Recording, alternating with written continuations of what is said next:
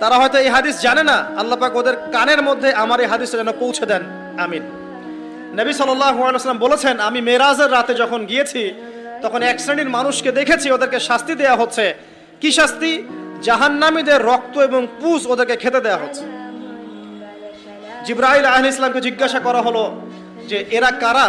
তিনি বললেন, এরা আপনার উম্মতের সেই সব ব্যক্তি যারা মাদকদ্রব্য সেবন করত।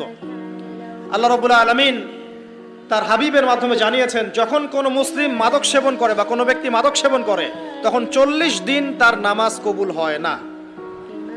এরপর যদি সে তওবা করে তাহলে আল্লাহ পাক তার তওবা কবুল করবেন ইনশাআল্লাহ। যদি সে আবারও মাদক খায় তওবা করার পর, আবার 40 দিন তার নামাজ কবুল হবে না। যদি সে আবার তওবা করে আল্লাহ পাক আবার তাকে মাফ করে দিবেন। যদি সে আবারও মাদক খায় আবার 40 দিন তার নামাজ কবুল হবে না। তারপর যদি আবার তওবা করে আবার আল্লাহ তাকে মাফ করে দিবেন।